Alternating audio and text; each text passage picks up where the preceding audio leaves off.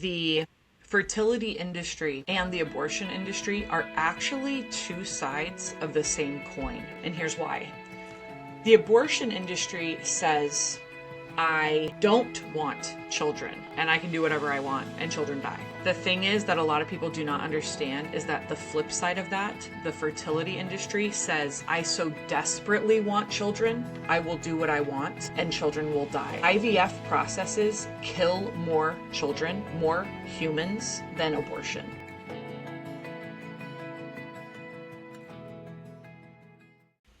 Welcome to LIFESAVERS, a pro-life global podcast. Excited to have Jenn Friesen on today. She is the training director, works a lot with curriculum development and with church outreach for Them Before Us, which is an organization that really focuses on them, the children, right? Even before maybe older people who might be the adults. So let's jump into a word of prayer, and then I got a lot of questions to ask you, Jenn, and I know you cover a lot of topics that are historically very confrontational, or I should say controversial, especially in our modern society. So Heavenly Father, we just ask you'd come, you'd be with us, give us your wisdom, your insight. I just ask if there's any maybe misunderstandings or just prejudice that we bring to the room, God, that we would lay those at your feet and that we truly get your perspective today on the love that you have for the littlest members of our society who you've made, God, and what the way that you designed them to be able to be raised and to thrive, God. We thank you. You love us. In Jesus' name, amen. So Jenn, I'm excited to have you on today. Tell us a little bit about Them Before Us, because so that I don't know a lot about it. And yeah, would love to know how you would describe the mission, the vision. Yeah, Them Before Us is a children's rights organization. And so we are passionate about taking every sort of political or cultural or even technological sort of topic and looking at it through the lens of a child's natural rights. So we start with a child has a natural right, actually a natural right to life. And then a child has a natural right to the mother and father that created the child. And when we use this lens, we look at everything from family structure, so marriage, divorce, what's the definition of marriage? Is divorce a good thing? We look at reproductive technologies like IVF, like surrogacy, egg and sperm selling and buying. We don't say that's donation because you're getting money for it. And a lot of the technological things and the cultural practices that we would say are threatening the natural rights of children. We're saying it is time to put them, children, before us. Children have a natural right, and that is more important than just my personal desires, my desires for relationships with other adults, my desires to form a family. We have to look at things through this lens first and really craft a society around justice and the rights of a child. So let's talk about this natural rights. Obviously, being a pro-life organization, we talk a lot about that right to life and the understanding of God made you at that moment of conception and you are alive and no one has that right to take away your life. Mm-hmm. If you would you describe the natural right to life? Maybe, how would you describe that? Yeah, so we would say a natural right it's sort of keying in on what the American founding fathers talked about, that there are certain things that are actually things that we observe to be true, and either a just society observes it and recognizes it and agrees, or it refuses to agree. It's not about the government saying you have a right to life, therefore you have a right to life. But it actually doesn't matter. Yes. It's a natural right that existed before government. Because picture totalitarian governments around the world right now. They actually decide who gets a right to life or not. Actually, within the abortion debate, lots of people are deciding who has the right to live or not. And they're sort of acting like your right to live actually depends on if I want to pay for it, if I want to host you in my body, if I think your conception makes you worthy or not, or if your family structure, the kid's going to be born into poverty. We showed this video the other day. A woman saying, I aborted my child because I loved my child. I didn't want my child to suffer. So that's this mindset, right? But instead of observing, after conception, this is a new human that's living. They have, when left alone, they're just going to naturally become older and older and more developed. Right. That's not something the government had to put a stamp on and say, you should grow, you should live. It's just going to happen naturally. Right. So that's the concept of like a natural right is something that without being interrupted. It's just a natural process that would carry on. Is that the thought? Yeah, that's part of it. Yeah, it's a natural right is something that exists pre-government. So then for our purposes, when we talk about marriage and family, think about however you want to describe the earliest humans. So, from a Christian perspective, we are talking Adam and Eve. From an evolutionary perspective, they're talking about, whatever the Homo erectus or whatever kind of, okay, your evolutionary journey.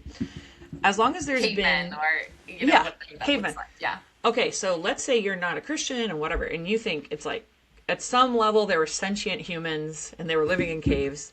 Well, guess what? As long as there's been humans, a male and a female had to come together sexually to reproduce and to make a new human. As long as there has been any sort of human interaction or society, there has to have been a way for that man or that woman to somewhat like identify with each other.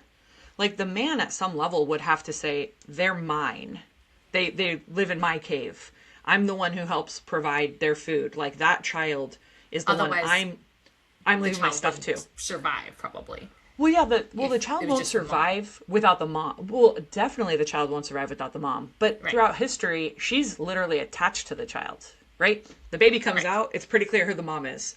Yep. Unless the culture formed some way for the dad to identify whose are his, there just would be, there's chaos. Okay, dad just has kids with whoever he wants. You see that more in polygamous societies, which of course have existed forever as well.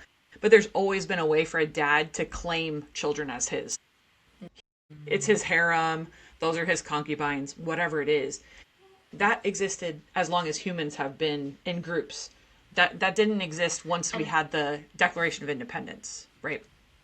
And part of that also had to do with that, like, kind of honor shame culture. Children were historically looked at as like an honorable thing, right? If you had a progeny, right? If you had children, then it was like you're passing on your lineage, right? So that's probably why a father would have wanted to claim children as his. Totally. Well, and consider, and like the coarse word for it is bastard, but it's when a father refuses to claim a child. That's a big deal. So there's just always been a way in society for a father to identify which children belong to him. Whether you called it marriage or not, we call this institution marriage. And we're saying, again, for our purposes, we talk about marriage, family structure. A just government looks at marriage as a thing that is and acknowledges it. It's one man and one woman that unite, and they create this family unit to protect any children that they create. That's what marriage is. It's an acknowledgement of something that has existed previously. It's not like the government saying, okay, we're creating an institution. It's an institution that has always existed from the beginning of time, essentially. Yeah. That's our argument. Yep. Okay. Yeah, that's our argument. And because it exists, because a child has a mother and a father. So that's where we go back to that natural right. It just, again, you just think about it logically. We're thinking about this from the God making the first man, the first woman, and putting them together in a covenant relationship, right? So as Christians, we say like, oh yes, absolutely, that's always existed. But even from that secular perspective, you're saying there has to have been some kind of institution for these two humans to be united. Right, and it's because the child exists. So because the child exists, we're saying it follows that they have a natural right to that one man and one woman that made them. Because again, left alone, that's just how it is. So a government should look at that family structure and say, it's a good thing that family structure is united in some way. And they're like, let's put a name on it, marriage. Now what we've seen is that it gets redefined, twisted, divorce, cohabitation. There's all these threats to it, but we also see that is harmful to children. And so that's the main crux of our entire organization is the things that are harmful to children should not be promoted and incentivized and celebrated by a just society. And I think about, like, let's just say that there was a cruise ship, right? And we're not even a cruise ship, a sailboat, right? And it gets wrecked on an island. If you have, maybe there was, 3 guys and 2 girls or whatever, right? And if they eventually decide, okay, a couple of them want to become like a family and have children, right? Then those men need to protect those kids from whatever wild animals are on that island, for example, right? And so there's that need, that inherent need that child has to that mother, as you mentioned, for biology, for the breastfeed. I have a 7-month-old daughter, and so definitely she needs me. My husband and I are like gonna be doing a trip, and unfortunately he's not able to come, and so it's like the question. He's like, well, I'm like, she needs you, but he's like, yeah, but she needs you more because I have to be able to feed, her. But then on the other hand, if we didn't have my husband be able to provide for us, that would also make life a lot harder too. Yeah. Which of course you have a lot of single moms out there who are making it, but it's not easy for most of them, Yeah. And I think Them Before Us is always trying to promote and help people understand the ideal for children. I think that's the starting point that's where we need to start. We need to start with acknowledging a child has a natural right to the mother and father they came from. The child absolutely does best with that married mother and father in their home every single day, loving them, caring for them, taking care of them. And the problem is we say something like that and immediately have many alternatives thrown at us, like, well, you're saying adoption is bad. You're saying single parents are the worst. What about adoptive parents? What about step parents? And my thing is, because I interact with people a lot online, my thing is, can we pause and get on the same page with me about this ideal? Then let's talk about all the alternatives, because we're not saying that single parents it's not even their fault or desire. There's people who were left by someone. And Correct. So they are the ones sacrificing to take care of their kid. We're standing with any adults that are sacrificing for children. That's not what they wanted. It wasn't their choice to get divorced. There are people who've, like we've talked about in the pro-life movement, people who conceive children through rape or through tragedy or unplanned pregnancy, and they really sacrifice and do what's right for their children. We're on your side as well. But does it serve that person or the child to pretend that's ideal for the child? We should have the supports. We should have the people around. But acknowledging a single mom is not ideal raising a son helps you think, okay, let's get some men in her life. Let's get some safe guys that are mentoring and being a part of that son's life. But if you just think it's fine and men don't matter and whatever, and strong, independent woman, all she needs is money, you're really missing, I think, the importance of what we're talking about. It's like, here's this ideal. Now we know what's missing, how to support them better, and how to affirm that child in the things that they lost, the natural rights that they lost, basically.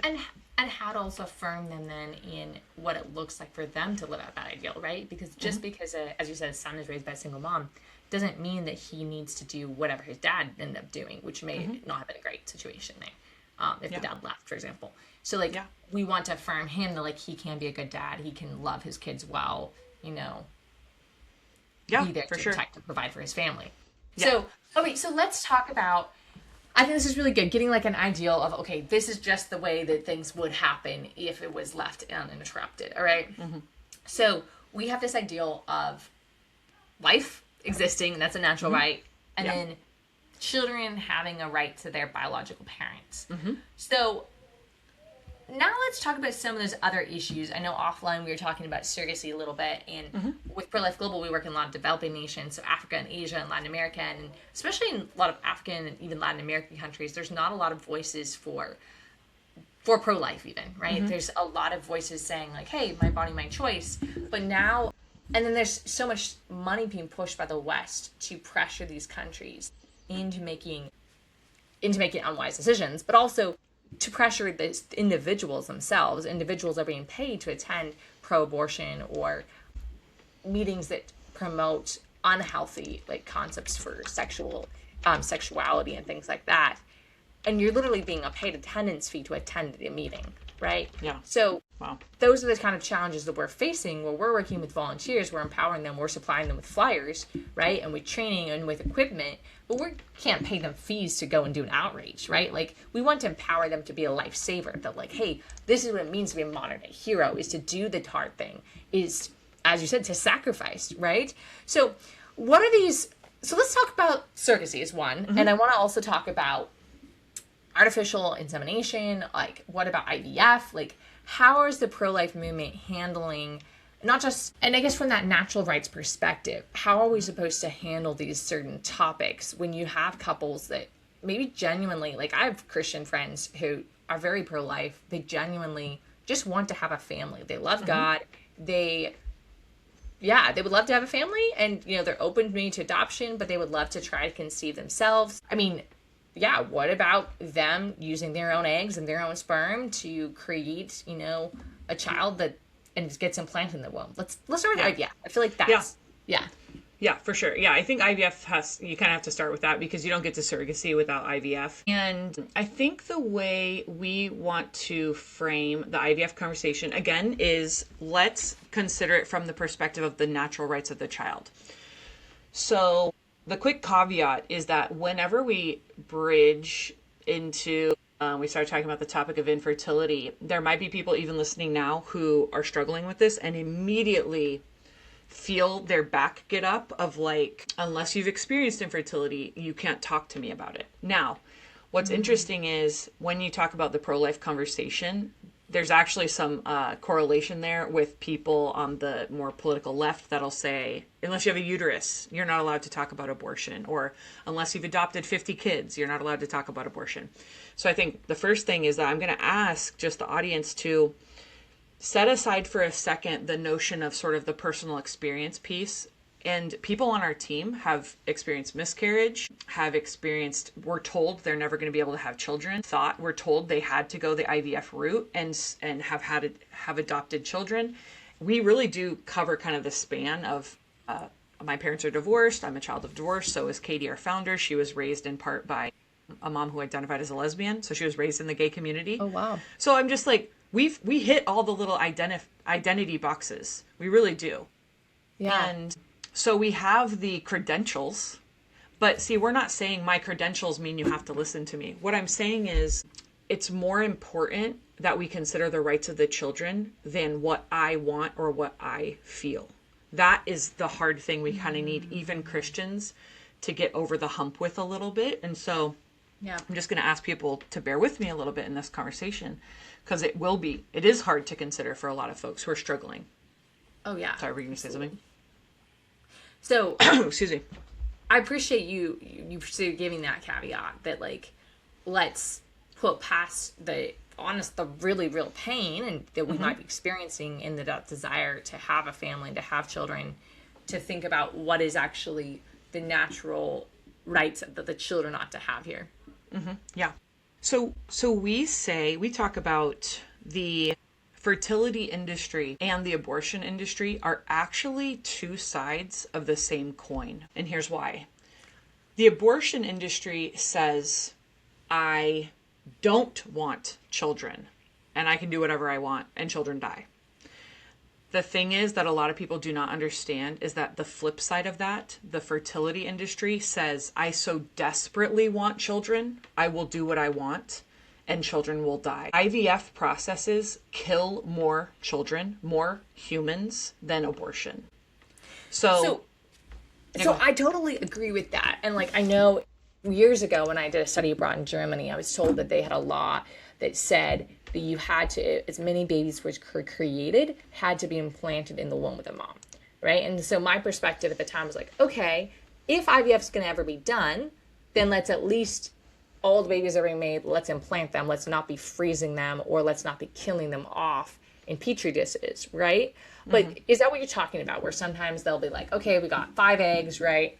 So, and then we're going to create, we're going to put those 5 eggs together with, a lot of sperm, and then we're going to get, 5 zygotes, but only, 3 or 2 or 1 of them will survive past that 5-day, like, or how are you looking at that baby's dying perspective? Yeah, so I think the average we've talked about is probably about 5 to 10 embryos will be created for a family. And you have to think of it this way. The industry is only, this is not a federally regulated thing. It's completely different state to state or clinic to clinic. Oh my, and okay. Their only thing they have to report is success rates, but they don't have to report success rates the way we would think. So let's say, for example, a couple comes into an IVF clinic and they are advised to create 10 embryos because they're said, look, you need the best chance possible. to have a live birth or as many live births as possible. So let's do 10. So they fertilized 10 eggs, which means they just created 10 human beings, 10 children. Right. Now, it's pretty rare that you're not going to freeze some of those because you can't use all 10 at once. And so now this gauntlet that a human being has to pass through to be born alive is this. They have to be evaluated. They're graded basically on their quality. They're using AI for this now. They're using humans are looking at it through a lab, or they're using AI. And we just interviewed someone who talked about there is not a universal way to grade embryos. It's completely subjective based on the different clinics or people you would talk to. We have a series called IVF FYI. We interviewed people who were at the forefront of this technology. They were doing this. Like, he quit because he was like, I couldn't do it anymore. He understood the ethics of what he was doing. Okay, so you grade.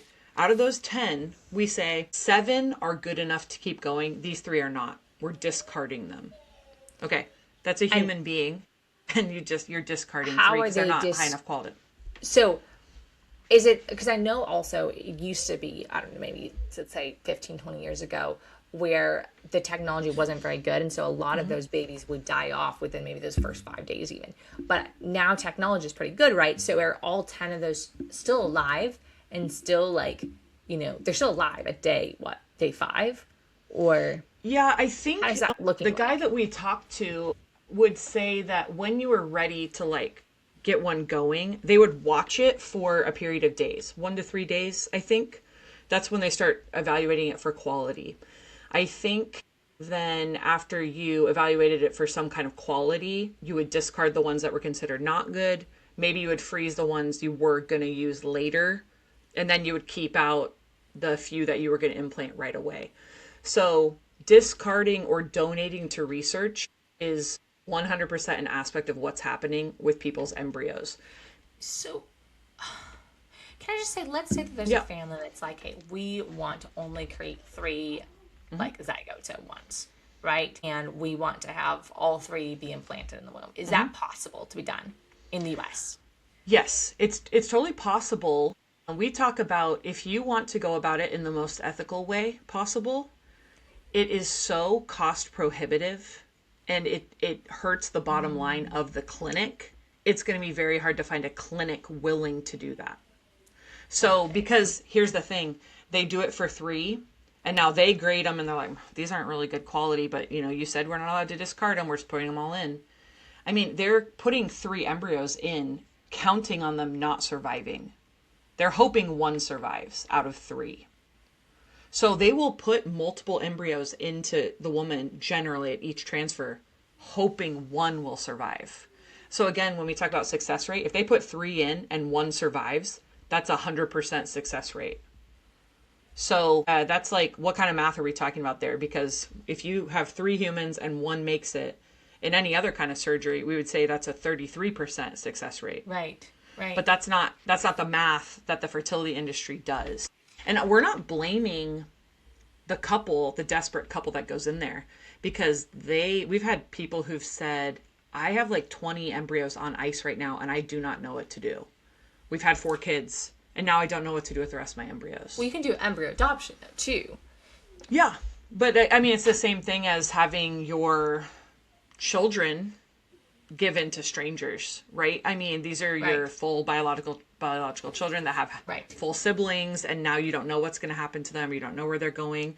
And embryo adoption doesn't have to follow adoption level screenings and all those sorts of things. People who go about it that way have to go find a clinic or an adoption agency, an embryo adoption agency that will intentionally, like, they'll submit themselves on purpose to adoption level screening. You don't have to do that. If you just wanted to go buy one or procure them in some way, you could go do that and not have a background check. Someone could go and adopt an embryo as long as those parents have released the parental rights of those babies. Yep. And maybe they released them and said, okay, sure, you can discard them or use them for research or whatever. And then the fertility clinic could say, hey, we're going to sell these and sell them for $10,000 a piece. And then a sex offender could go and buy one. Yeah, and I'm not sure, okay, when the clinic has them, and I don't know if the parents have to say we're taking them and moving them to an adoption, like an embryo adoption facility. I'm not sure how that part works, but the notion that someone who's a sex offender could go and buy embryos is 100% true. Again, you don't need to pass a background check to procure children in this manner, to use IVF. Because you could go right now, I challenge anyone who's got their phone and they're listening to this, just Google sperm donor catalog or egg donor catalog. Yeah. And if you're a single person, you could go to that clinic, use your own gamete, mix it with one you buy, use IVF, rent a womb, and have a child. You have to write a check. You don't have to pass a background check. You don't have a home visit. They're not looking at your finances. And we've documented stories of sex offenders or alleged sex offenders who've done just that. Yeah. So, I mean, and again, we're kind of like off in the weeds here, but the point is, I think the point I really want to hit is out of the 8 million humans who've been born alive with IVF, 108 million have died. So that's like a conservative number because we actually 108 million human beings have died from IVF practices. Yeah, so it's more than abortion. Well, is this just U.S. stats? I think that's just the U.S., so it's probably more, again, and that's like kind of a conservative number because we're not exactly sure. We're like something, 60 million, at least 65 million abortions, I think, in the U.S. Yeah. So, yeah, so that would be less U.S.-wise, yeah. Okay. And then we don't know exactly, again, because they don't have to report it, but we would say there's between 1 million to 10 million humans frozen right now. So 10 million. And so then, the Alabama thing that happened, someone bumps into a shelf and knocks over a bunch of embryos in glass and breaks them all. And then people are freaking out, like basically, whether you want to call that my product or my child, it's gone now. And we paid thousands for that. Yeah. And initially they were going to get in trouble, like, hey, this was child endangerment. And it shut every IVF clinic down in Alabama for, I don't know, a few days. Because they're like, we're not doing this if you're going to call them children. Because the liability issues are insane. And the Republicans and Trump fell all over themselves trying to be like, no, it's okay. We won't call them kids. Because we need to make sure that they'll keep doing business. So we're just talking about this, like, when you consider this from the rights of the child, they're being bought, sold, frozen, discarded, donated to research. And we haven't even gotten into children. Yeah, they're products. When people argue about them, they get divorced and they're arguing about their frozen embryos. This is contract law. So I'm just saying most Christians think about IVF and surrogacy and like, we want more humans and babies are good. Right. Well, from the Christian perspective, though, what does God think about the buying and selling of humans? The freezing of humans? Should we be discarding humans and donating them? Do we donate humans to research? So there's just... And when you put it in these lenses, it's like, okay, why would you freeze a human, Mm-hmm. Why would you? But obviously that's necessary for that practice, right, of IVF to be a thing. Man, yeah, I think it brings up so many ethical questions. Like, even if you somehow could find a clinic willing to do that, 3 humans, and implant all 3 of those in your womb at that one time, you're still, that rate of babies dying is very likely. So it's like you're still probably going to have babies in heaven that died in the process of you trying to create one. And so in that sense, it's like, okay, well, is that even truly pro-life, right? Like, what if we instead could adopt a baby, or... Well, and this is what's interesting. I mean, we say IVF is not pro-life. If you really want to break it down, if it kills more humans than it makes, how is it pro-life? And then before us, we're not saying outright ban IVF. We're not there yet. We might get there. But the ethical questions of, should you be making humans in labs and deciding who lives and dies based on basically a eugenics process? Right. It's very eugenics. Yeah. Should Christians be participating in that? It's kind of like, I think if you really break it down, I'm like, I don't see a way around it. The Catholics were way ahead of us on this and have just outright said, don't do any of it. I had another thought, but I lost it. I mean, we can talk about surrogacy a little bit. You had mentioned... Yeah, let's do that. Yeah. So surrogacy now, take all of those issues, and those are all present when you're using surrogacy. A lot of people will focus on surrogacy from the commodification of women aspect, which is 100% happening, especially as you consider women around the world. They're being China has been found to have, like a warehouse full of women that they're feeding and keeping going and trying to make sure they stay taking care of them because they're selling the babies to some, buyers, other places. The United States, this has just been popping off, the idea of birth tourism. There are 40-year-old men from China who are coming to the United States. They use their sperm, an egg, a woman's womb here, have a baby born in America, American citizen, take it back to China. I think they've said not 1 million, it might be a few 100,000, I believe. I heard something like, I thought it was 40% of people, of the babies that are being born through surrogacy are either from Chinese dads or it seems like it's a huge, huge deal. And I remember reading an article recently of someone that had, I think, 100 kids by surrogates. Yeah. It's one of those Chinese, like a billionaire. Yeah. Yep. Yeah. And he has like 100 nannies and all these things. And yeah, I can't remember the exact stat. If people want to look it up, it's like Emma Waters at Heritage Foundation has written some reports about this and talked about the birth tourism thing. Even if you think best case scenario, where these are just men who couldn't find a wife because of their crazy, one child policy and they aborted all their girls. He couldn't find a wife, so he just wants a child to give his stuff to or to love. Okay, that's then like the best. Why would you give 10? I mean, why would you make 100? Not the 100, not that guy. I just mean the typical person. Okay, that's the best case scenario. Worst case scenario is you just let someone we have no clue who they are, what they're about, or what they want to do to a child, buy a child and bring it back. And now we have hundreds of thousands of American citizens being raised in communist China to do who knows what in 20 years. So, I mean, that's just the national security implications or the potential abuse that's going on. Now look at how women are being commodified. People want to act like women will just do this out of the goodness of their heart. Well, when this is Emma Waters as well, 2% of surrogacy contracts are altruistic, meaning it's someone just doing it for a friend. You're just paying my medical bills. I'm doing it for my sister. 2%. Only 2%. So 98% are commercial.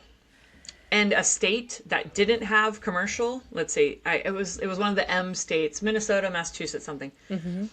We've written about this. They had altruistic was allowed, great, but then gay men couldn't find a woman who wanted to be their surrogate, and they basically sued their state and were like, "This is discrimination," because Obergefell says we should have equality under the law, and basically you're required to provide us with what we need to have a child. I remember hearing something about this, and they won the lawsuit? Or what they legalized commercial surrogacy. And when was this? Gosh, I want to say like 2021, 2022. We've written about this on thembeforeus.com or go to our Them Before Us Substack. And we have a tab on surrogacy because we've documented these legal challenges that have happened. But ultimately, because it's called equality, it's like a violation of, a single man or two men or two women. We should be able to have children too. And so if the government's not allowing them to or making a way for them to, that's discrimination. Oh man. Okay. So basically our laws that we have in the US are making it so that we have to allow surrogacy for anyone who wants to have a baby. So anyone has to be able to. What if, let's say there's a single guy who's like, I want to be dad. I mean, it sounds like Chinese people are doing that all the time. Mm-hmm. So it sounds like any circumstance it's happening, which is really human trafficking in a lot of ways. Okay, so. Man, well, and that's not even surrogacy from the children's rights perspective, because we don't even focus on most of that. Our perspective is that surrogacy is always wrong 100% of the time, because it always requires the child to lose their birth mother at birth. So maternal separation, the primal wound, we just wrote about this as well. Right. There is science to say that children suffer with maternal separation. Your baby's crying for you right now. If your baby is born and is crying for you and you never come, it is bad for the child. Oh, yeah. Oh, yeah. They're stressed. My baby's stress crying hormones. for me because she needs to go and take a nap. And I'm like, I need to go. Yeah. But yes. So, I mean, it's your biological imperative. We're telling women to carry a child for 9 months, get that check, and hand the child over and never see the baby again. And maybe it's okay for the mom. I'm detached, whatever, I don't really care. The baby does not feel that way. You're the only human they know. I absolutely agree. Agree. So, and you were mentioning when we're offline a little bit about the fact that people in these foreign developing countries are being treated as like wombs because they haven't had all the chemicals, and there's now like a surrogacy tourism from some of these other countries as well. Yeah. So the war in Ukraine, the Russia-Ukraine war, stranded a bunch of babies that Americans had bought. They were using Ukrainian women for, I remember hearing about that. Sturdy Ukrainian women. They haven't been eating the same, red dye 4 in their cereal. Or I don't really know the mindset of why Ukraine became the hub. And just with a quick Google search, it says the global surrogacy industry is valued at over $2.8 billion. So people are making money on this, To me, like having lived in Europe for several years and like having been to Ukraine, I can understand that like, hey, cheaper cost of living, right? Like people who have a semi-similar culture to, it's a European lifestyle, fairly modern healthcare, right? But again, more affordable probably, like cheaper cost of living. And so I could see why a lot of women in Ukraine be like, okay, cheap job, like, I mean, good job that pays well, right? Might be willing to step into that. Okay, so let's wrap things up here. I guess any final takeaways you'd have for our audience? And are there any other issues that we haven't tackled that you think are really important for us to be able to tackle today? The big controversial thing we're doing right now is that we want to overturn Obergefell. So that's the Supreme Court decision to redefine marriage to include marriage as between same-sex couples. But again, our entire thing, my big takeaway would be, look at the issue you're concerned about and think, I wonder what the children's rights perspective is about this. Or I wonder how the children's rights are being violated or not by this technology, by artificial womb technology, by same-sex marriage, by single parent by choice, a single mom by choice movement. I wonder what the children's rights violations are there. That would be the biggest thing we could ask people to do going forward. And if you go to our website, you'll see stories of kids who've grown up in everything we're talking about. I was a child from a surrogate. I was a child raised by same-sex parents. My parents divorced. I'm donor conceived. Read their stories along with all the data and the facts that we have, and you'll be equipped to have this perspective going forward as you vote or as you talk to your friends or as you interact with your church.